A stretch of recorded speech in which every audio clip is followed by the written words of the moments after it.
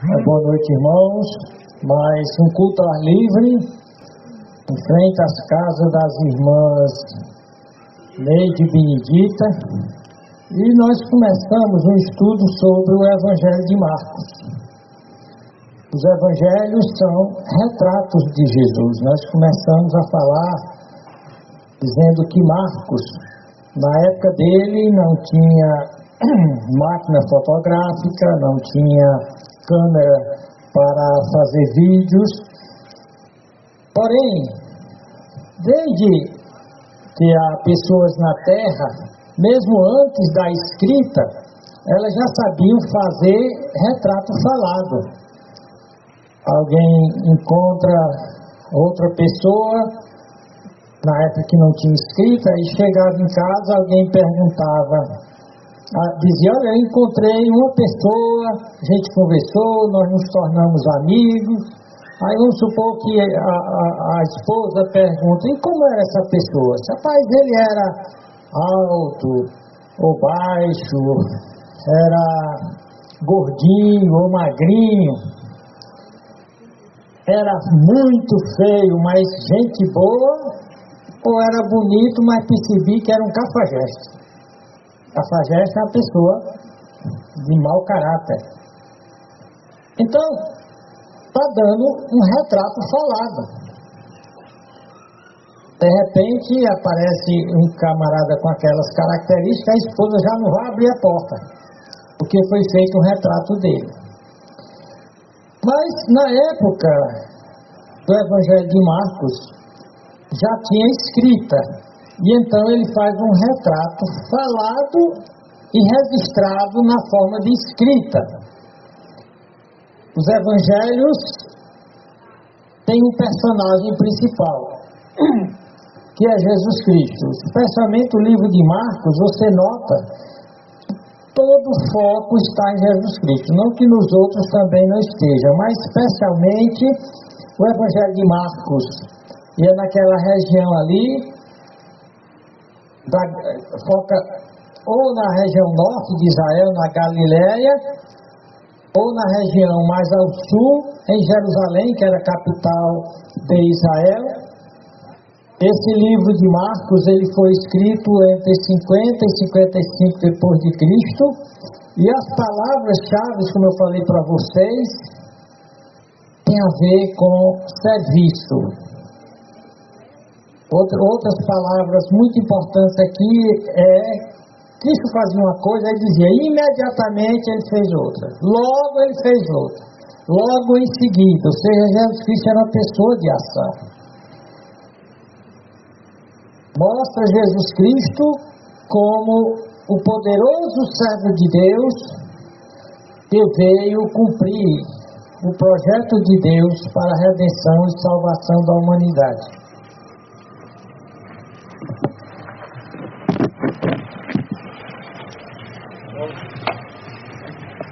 Então, o carro passou aqui, eu tive de me adequar. Mas louvamos a Deus. Deixe-me abrir novamente aqui no texto que eu estava lendo. É essa situação de cultos campais, ao ar livre, né? Pronto, achei. Beleza. Deu certo. Pode falar. Deu certo. Então, o Evangelho de Marcos, ele é o Evangelho mais curto, ele é o Evangelho que conta a história de Jesus Cristo em rápidos flashes, e de acordo com a história, a tradição, ele foi o primeiro a ser escrito. Ele é o mais dinâmico, é o mais breve, é o mais objetivo dos 4 evangelhos. Nesse evangelho, diferente de Mateus, em que Jesus é visto como rei, nesse Jesus é visto como servo. Os discípulos estavam disputando qual deles era mais importante. Então Jesus Cristo diz, quem quiser ser o mais importante no reino de Deus deverá ser aquele que serve mais, não aquele que busca ser servido ou ser importante. é aquele que atua mais, aquele que é mais dinâmico. E ele diz, assim como eu, não vim para ser servido, mas para servir. O meu foco está no serviço de Deus, para fazer a obra de Deus. É um privilégio fazer a obra de Deus. Mas procurar se preparar para fazer a obra de Deus. O apóstolo Paulo fala que nós devemos, cada um deve se apresentar a Deus como obreiro que não tem do que se envergonhar e que maneja bem a palavra da verdade. Por isso nós devemos escutar os sermões. Eu lembro, quando eu fui pastor na Bahia, em Remanso, Bahia, as margens do rio São Francisco, era um rio navegável, parecia um mar, era a terra do surubim. Naquela época a gente comprava bem baratinho um surubim enorme, era um peixe sem espinha, delicioso, mas também chamado de pintado. Mas o fato, eu me afastei aqui um pouco, vamos voltar para cá, senão eu vou falar sobre Remanso, que é a terra que o Misael nasceu, viu? A terra que o Misael nasceu. Então Jesus Cristo disse, eu não vim para ser servido, mas para servir e dar a minha vida em resgate por muitos. Esse é o grande chamado de todo cristão, servir. Quando entrar em contato com a pessoa, não pensar em como vai explorá-la, como é que vai conseguir tirar dela alguma coisa, mas perguntar, como é que eu posso ajudar ela? Como é que eu posso facilitar a vida dela? Especialmente, como é que eu posso falar de Jesus Cristo para ela? Então, Jesus Cristo é apresentado aqui como alguém que nada impedia ele de servir, nada impedia ele de fazer a obra. Você vê aqui no capítulo 1 de Marcos, embora é dito que ele fez milagres, ele expulsou demônios das pessoas, porém ele vai dizer aqui em Marcos 1, olha o que ele diz aqui no versículo 38. E Jesus lhes disse para quem? Para os discípulos. Vamos às aldeias. Aldeias eram pequenas comunidades, pequenas cidades. Vamos às aldeias para que eu ali também pregue, porque para isso vim. Então Cristo disse que ele veio para pregar. Outro texto lá em Mateus 10, acredito que é o verso 19, ele diz que eu vim para buscar e salvar o perdido. E que só se salva o perdido através da pregação, da exposição do Evangelho.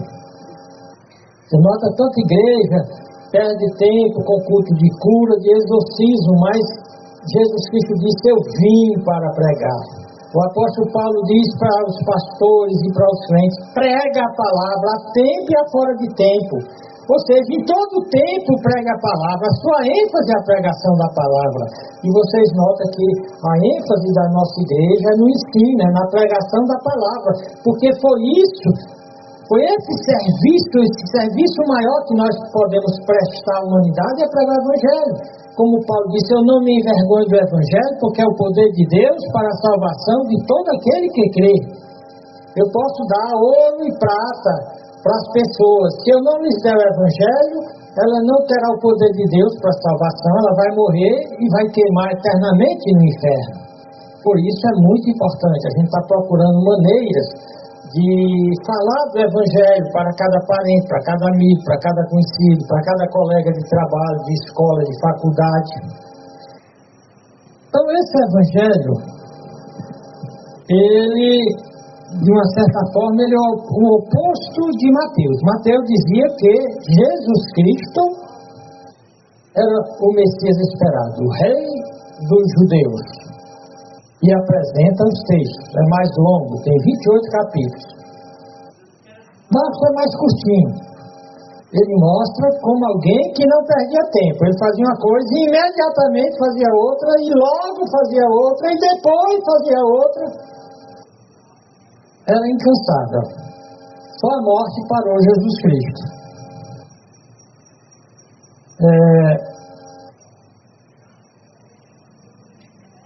De acordo com os pesquisadores, ele foi endereçado aos romanos.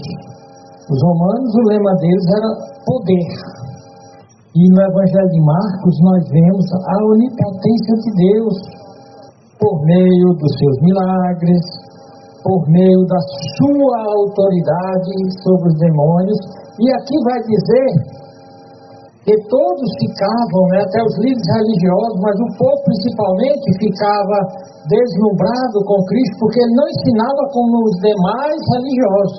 Ele ensinava, ele pregava com poder. Então era o poderoso servo de Deus que repreendia a tempestade no mar, que repreendia os demônios, que repreendia as enfermidades, que repreendia a morte, mas principalmente ele pregava o arrependimento de pecados. Então eu vou ler novamente uma parte desse capítulo 1, que nós já começamos a expor da outra vez. Diz aqui: princípio do Evangelho, ou princípio das notícias de salvação de Jesus Cristo, Filho de Deus, como está escrito na profecia do profeta Isaías: eis que eu envio o meu anjo ante a tua face, o qual preparará o teu caminho diante de ti. Falei para vocês que um rei, quando ia para uma cidade, ia com um emissário, um precursor, alguém que preparava a chegada dele. E Jesus era o rei dos reis e João Batista era o seu precursor. Só que o precursor do rei era alguém que chegava na cidade com soldados, em carruagens, com roupas quase que parecidas com o de um rei. Mas você vai ver aqui que o precursor de Jesus Cristo, como era que ele se vestia. Por isso que nós não devemos estar preocupados com esse negócio de roupa, de aparência, porque o poder de alguém não está na aparência. Olha o que é dito aqui. João Batista era o cumprimento da profecia de Isaías. Diz: vós do que clamam no deserto, preparai o caminho do Senhor, endireitai as suas veredas. Apareceu João batizando no deserto e pregando o evangelho de arrependimento para a remissão dos pecados. Veja bem, esse é o foco do evangelho: arrependimento para remissão ou libertação ou perdão dos pecados. O foco do evangelho não é cura, embora Deus possa curar qualquer enfermidade. Mas o foco do Evangelho, a Bíblia, em nenhuma parte mostra a igreja realizando culto de cura ou de exorcismo. Conhecereis a verdade e a verdade vos libertará. Uma pessoa só será realmente liberta dos demônios quando ela se arrepender dos seus pecados e crer no Evangelho. Por isso você vê nessas igrejas que patrocinam cultos de cura, tem gente, e de exorcismo, tem gente que está lá pela 10ª vez tirando espírito. Porque não há uma verdadeira libertação. Na realidade é um culto de enganação. Enquanto a pessoa não se arrepender, ela não terá os pecados perdoados. Enquanto ela não se arrepender e realmente crer em Jesus, pela salvação de sua alma, não para ser curada, não para ter prosperidade, ela não será liberta. Então diz aqui que João apareceu pregando o batismo de arrependimento para a remissão dos pecados. E diz aqui que toda a província da Judéia e os de Jerusalém, essa é a parte sul de Israel, alô? Problema com o microfone, mas deu certo. Nessa época, a região de Israel era dividida ao meio pelo rio Jordão. De um lado você tinha a Galiléia em cima, onde estava Nazaré e Cafarnaum. Nazaré é onde Jesus Cristo viveu grande parte da sua vida. Cafarnaum, onde era o quartel-general do ministério dele. No meio ficava Samaria e na parte de baixo, ao sul, ficava a Judéia, cuja capital era Jerusalém. Então João estava lá, na Judéia. E disse que toda a província da Judéia, a Judéia é como se fosse um estado. E toda a província da Judéia e os de Jerusalém, que era a capital, iam ter com ele, ou seja, com João Batista. E todos eram batizados por ele no Rio Jordão, confessando os seus pecados. Você nota o foco. Não era João ficar, queima, sai. Ele confessava seu pecado, arrependido. E João, agora veja aqui como era o precursor do Rei dos Reis. Ele não andava com roupa de cetim, ele não andava com roupa escarlate, ele não andava com aquelas roupas cheias de firulas, de joias, todo pomposo. Olha como era que João se vestia. E João andava vestido de pelos de camelo. Pensa numa roupa. Pensa aí, naquelas roupas de vaqueiro feitas de couro.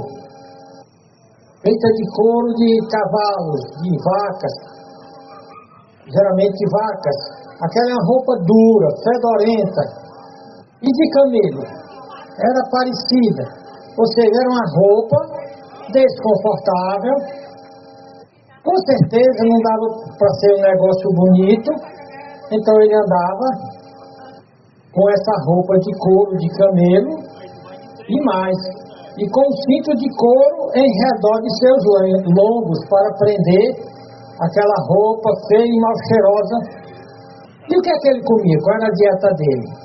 Veja bem, a Bíblia diz que o João Batista veio no poder de Elias. Ele não era Elias, mas ele veio com um ministério de denúncia e chamado ao arrependimento igual de Elias. Na sua época o povo de Israel tinha se desviado para seguir Baal, e então o Elias também tinha uma roupa parecida com a do João Batista. E nós vimos que a comida do Elias também era uma comida exótica, estranha. Ele foi alimentado por corvos. E João Batista, que morava no deserto, ele tinha de se virar com o que tinha lá. E o que era que tinha lá? Aqui diz que comia gafanhotos e mel silvestre. E acha, Benedita, você que é cozinheira, você fazia um prato gostoso de gafanhoto e mel? Pois é, era a comida do precursor. A roupa dele era uma roupa dura, que couro não é mole. Aquilo não devia ser muito agradável, não deveria ser muito cheiroso. E na hora de comer ele saía, pegava uns gafanhotos e de sobremesa ele ia atrás de um favo de mel e comia. E era feliz da vida. Saía para pregar. O que é preciso para alguém servir a Deus? É preciso muita coisa, irmã Thelma? Hein, irmã Thelma? É dito que tem igreja que o camarada só prega se tiver paletó. Tem até a história que um irmão pediu para pregar, e foi dito a ele, você só vai pregar quando tiver um paletó. E ele era pobrezinho, lutou, se esforçou. Depois de muito tempo, ele comprou um paletó. Aí ele chegou, aí a liderança lá da igreja disse, agora você pode pregar, você tem um paletó. Aí no dia dele pregar, ele chegou lá no púlpito, jogou o paletó em cima do púlpito e disse, prega paletó. Você nota que o padre tem uma veste toda especial, né? Especialmente os de hoje. Cada um tem uma roupa mais pomposa, mais colorida, mais bordada. Qual é a roupa do pregador? É a mais simples possível. No Velho Testamento, os sacerdotes, eles tinham uma roupa simbólica. O sumo sacerdote, ele tinha uma placa de couro no peito com 12 pedras preciosas para simbolizar as 12 tribos de Israel. Ele tinha uma mitra, era uma espécie de chapéu tipo de cozinheiro, e tinha uma placa de ouro dizendo santidade ao Senhor. Ou seja, se você quer ser um servo de Deus, você tem que ser santo, você não pode ser sem vergonha, não. A gente está vendo aí os escândalos na ordem do dia, não é isso? Então, aqui o precursor de Jesus, ele mostra que para servir a Deus, não precisa roupa bonita. Para servir a Deus, não precisa um grande salário. Você pode pregar o Evangelho com aquilo que você tem.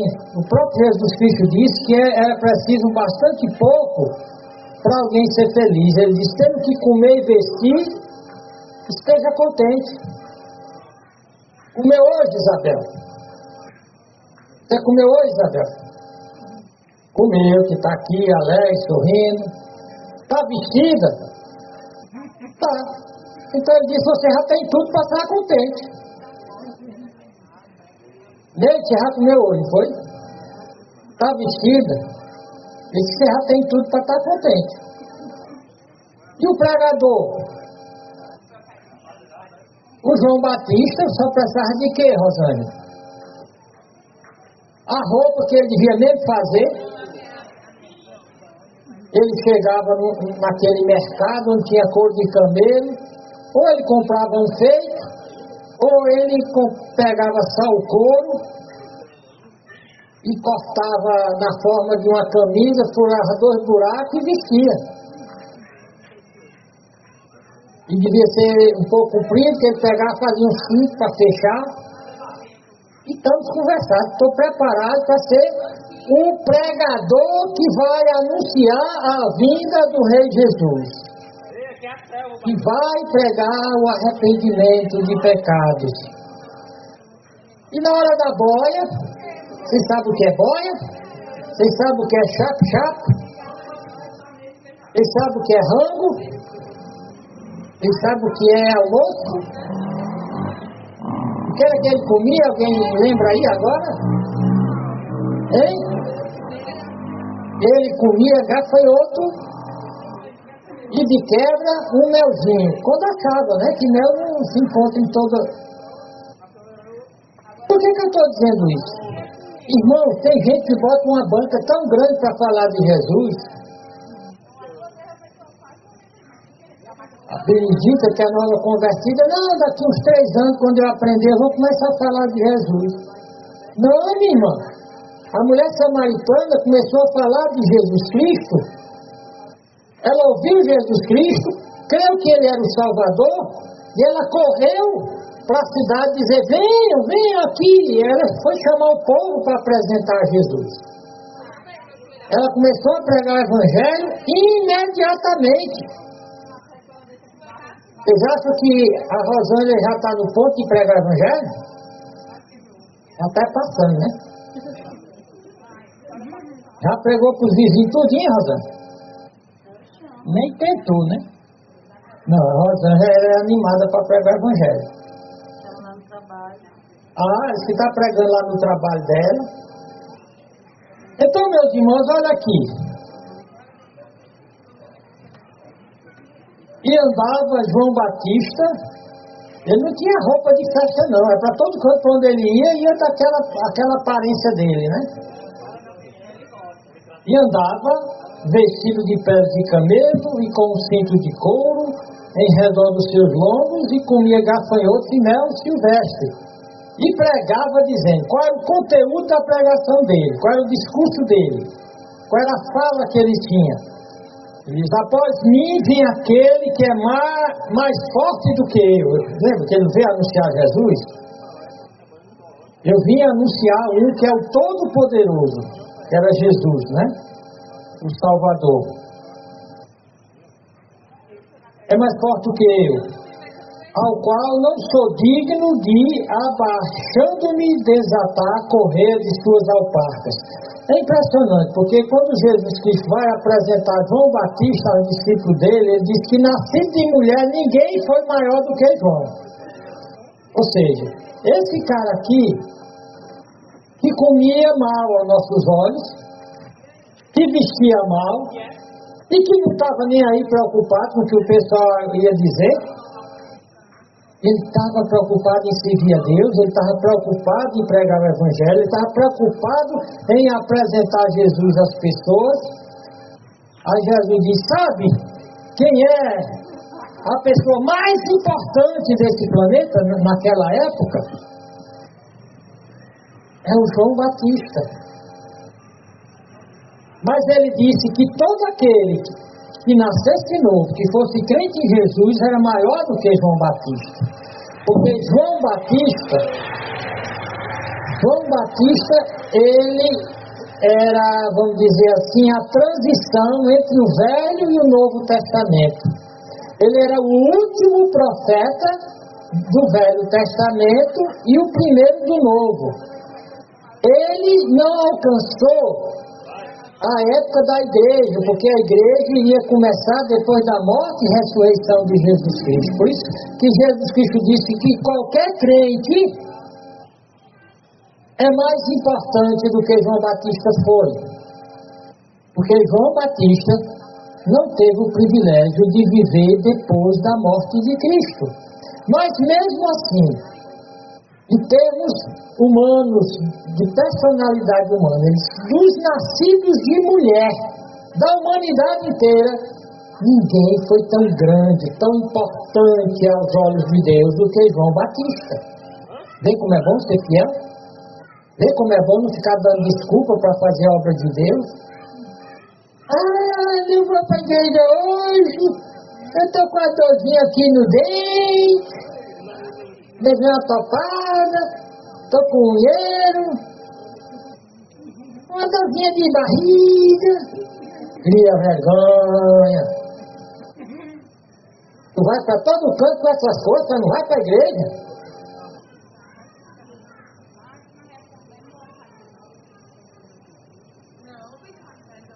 E pregava dizendo, e a humildade dele, o homem mais importante, ele dizia que eu não sou digno nem de desatar as alpercatas de Cristo, as alparcas de Cristo.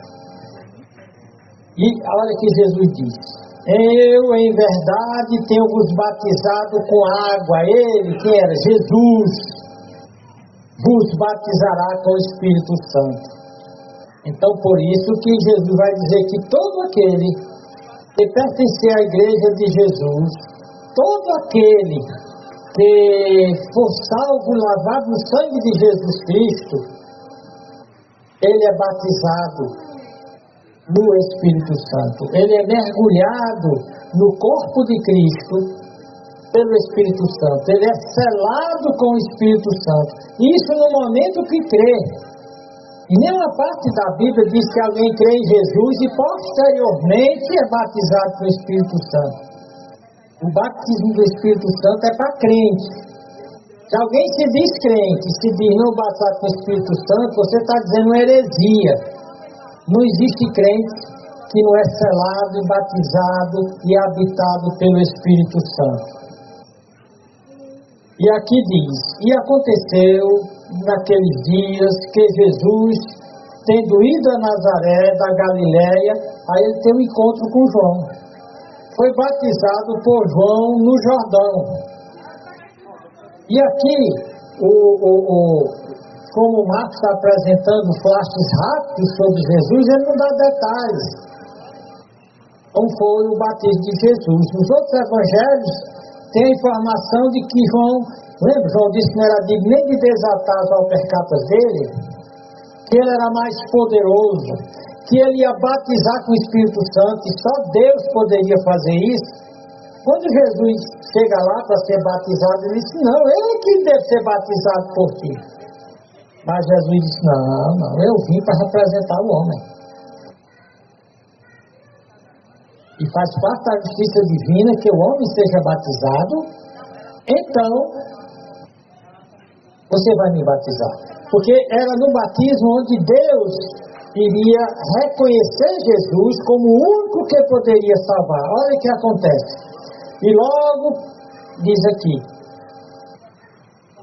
foi batizado por João no Jordão, e logo que saiu da água, viu os céus abertos. Quem viu? João. Os céus se abriram, se rasgaram, e o Espírito, que como pomba descia sobre ele. E ouviu-se uma voz dos céus que dizia: Tu és o meu Filho amado, em quem me comprazo.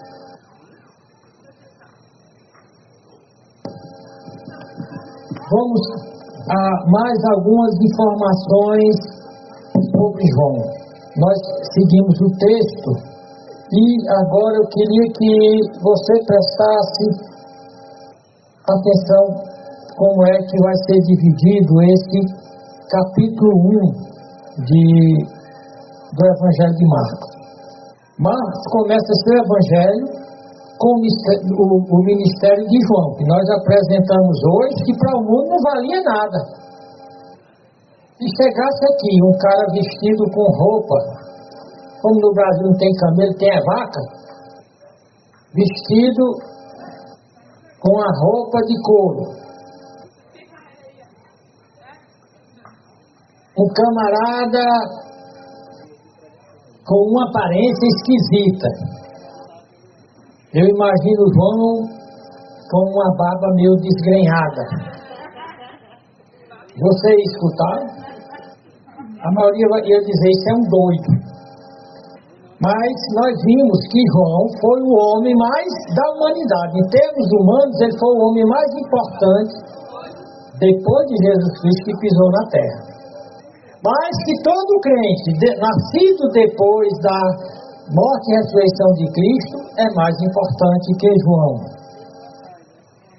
Nos versos de 9 a 11, nós vemos tratar do batismo de Jesus e da tentação de Satanás, que nós vamos ver isso na próxima semana.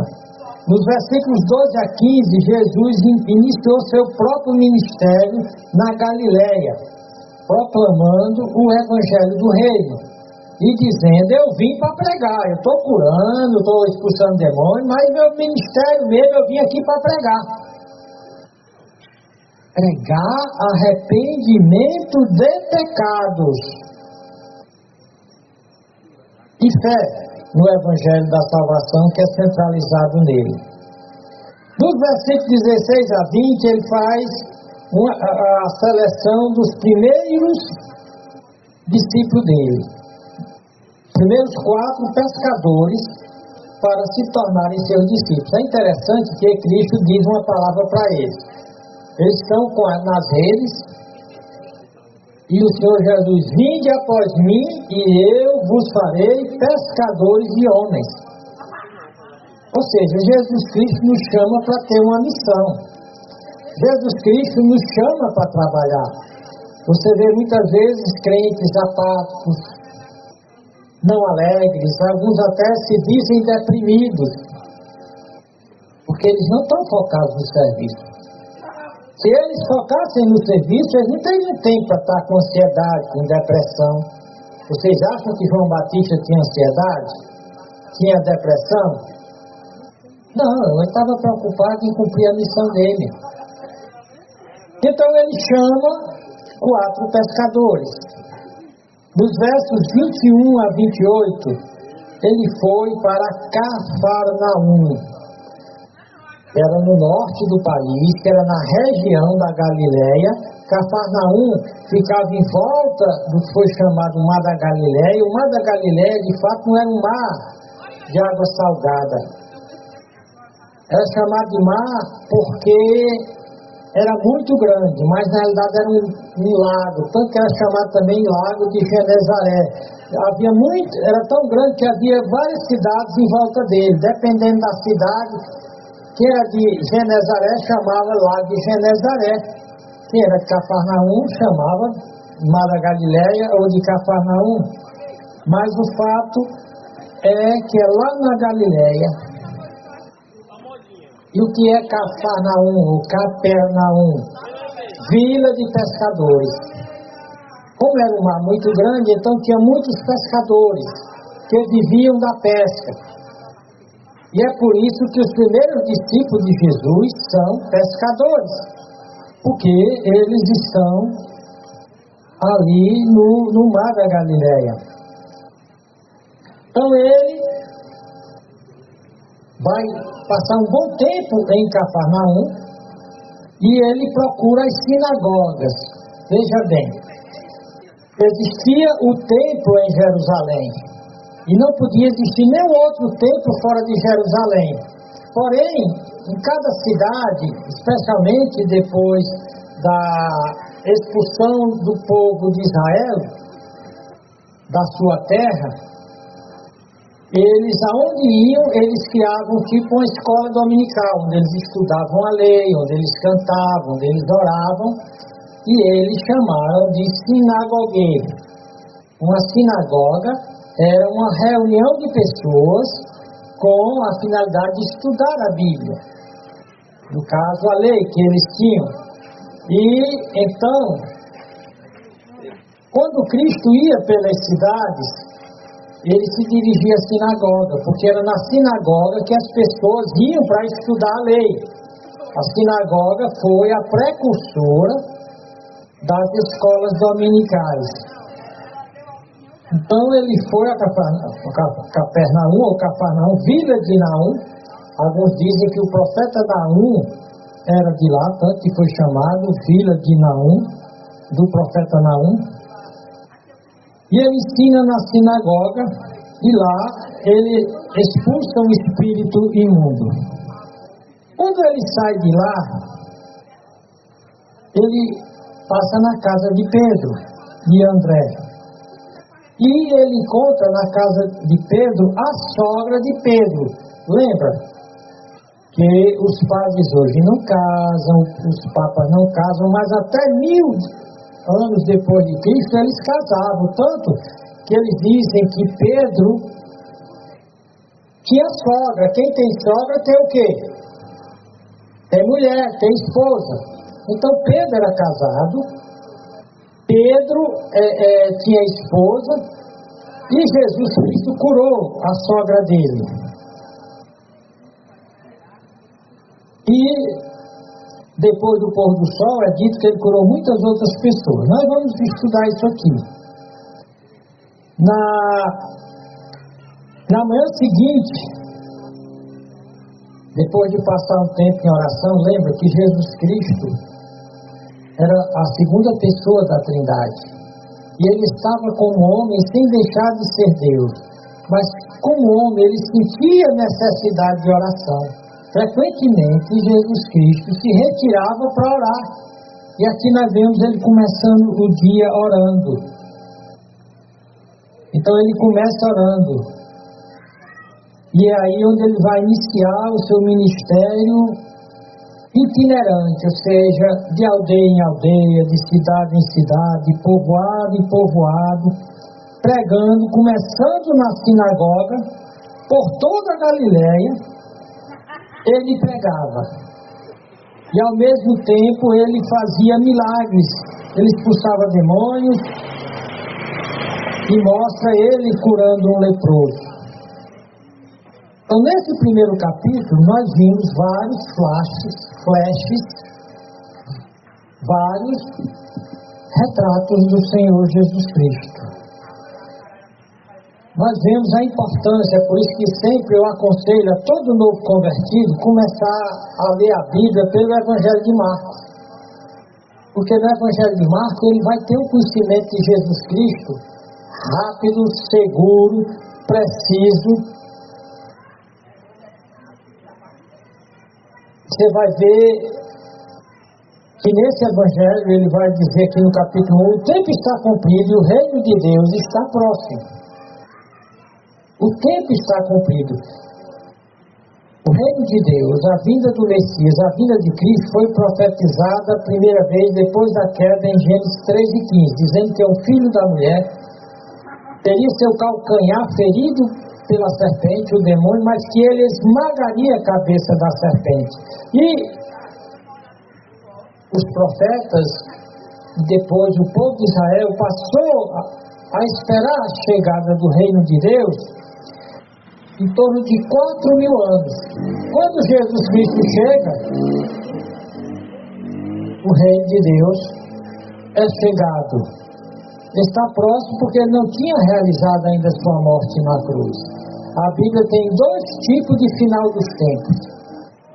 O final dos tempos, para que o Jesus prometido na primeira vinda chegasse. E ele chegou, se cumpriram os sinais dos tempos. Tanto que Pedro, lá quando o pessoal pergunta no dia de Pentecoste, e esses eventos, né, aquelas línguas de fogo, os apóstolos falando idiomas, línguas estrangeiras que eles não tinham aprendido, não era língua estranha, eram línguas de nações, 15 nações que tinham vindo para a Páscoa. Aí eles perguntaram o que é isso. Esse pessoal está embriagado?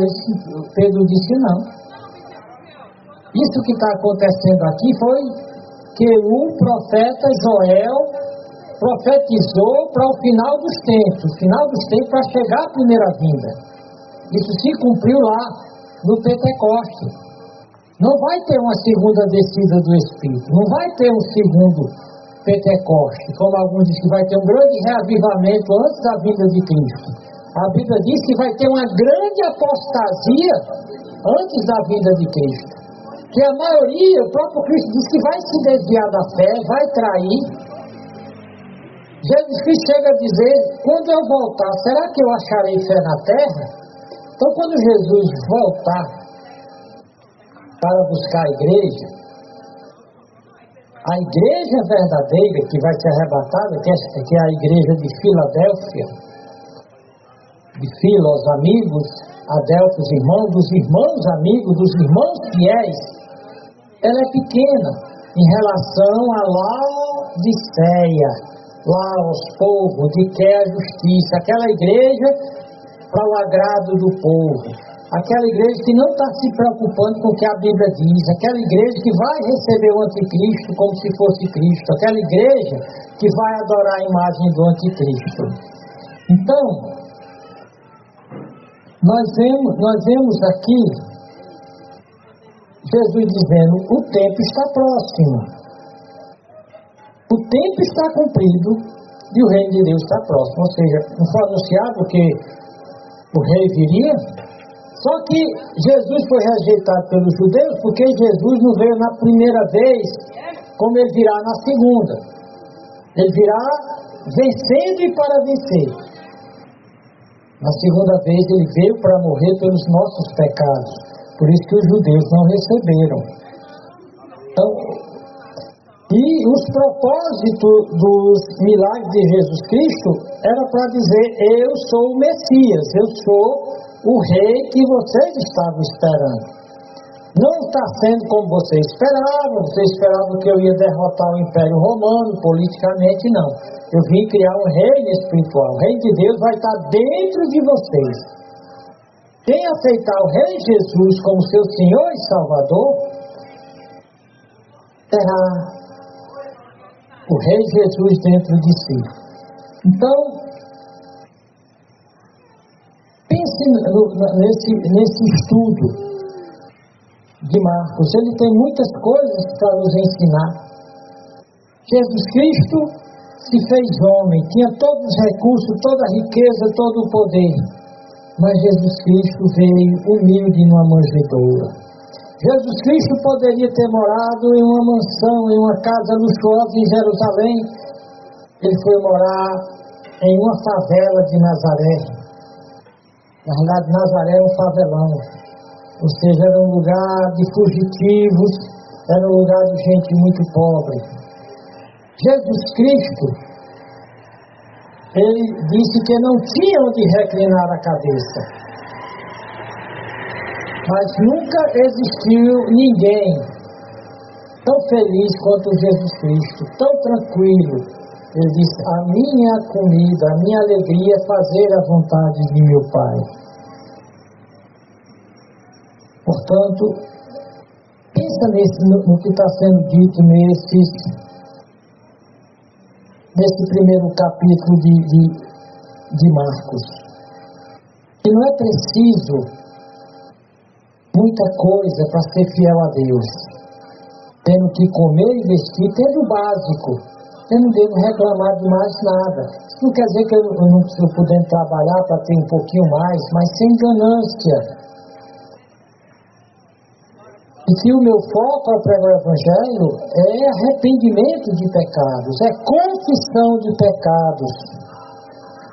Que eu não devo achar que eu sou um coitadinho. Na época de Jesus Cristo existiam os filósofos gregos, existiam filósofos romanos, existiam filósofos que eram ricos, eram homens que trabalhavam nas cortes dos reis, que ensinavam os filhos dos reis, como Aristóteles, que foi contratado por Filipe da Macedônia para dar a instrução do Alexandre Magno. Mas Jesus Cristo não chamou nenhum filósofo, não chamou nenhum sacerdote da religião oficial de Israel, os escribas e fariseus. Jesus Cristo continua numa região pobre, vai numa vila de pobres, de pescadores, e os seus primeiros discípulos são 4 pescadores. E ele disse: olha, eu vou edificar minha igreja através de pessoas que nem vocês. O mais sabidinho que ele escolheu, que era o mais preparado, que entendia de contabilidade, que deveria ter trabalhado até na aristocracia de Israel, foi Judas. E nós vimos como Judas terminou. Mas não é que Deus também não possa usar pessoas talentosas, pessoas que têm conhecimento, porque ele também chamou Mateus. Mateus era coletor de impostos. Mateus se arrependeu e se transformou num discípulo fiel. Ele chamou Zaqueu, e Zaqueu, arrependido, devolveu 4 vezes o que ele tinha enganado as pessoas.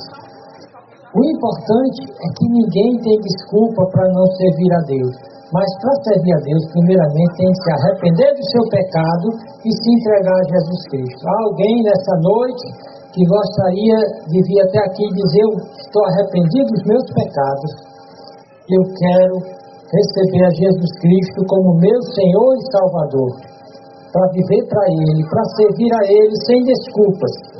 Há alguém? Se não, nós vamos fazer uma oração de encerramento. Oremos. Amado Pai, glorioso Senhor, muito obrigado pela oportunidade de pregar o Teu Evangelho. Especialmente pregar o Teu Evangelho, esses retratos de Jesus no Evangelho de Marcos. Ajuda-nos, Senhor Deus, a entender o projeto do Reino de Deus. Que o Senhor não usa alguém porque é inteligente, porque nasceu em berço de ouro, em uma classe social superior, uma classe econômica ou cultural que parece superior ao mundo. O Senhor usa os fiéis. O Senhor usa os que se arrependem dos seus pecados e verdadeiramente se entregam para o Senhor. Salva as almas, Senhor. Obrigado por esse tempo aqui, em nome de Jesus Cristo. Amém. E boa noite.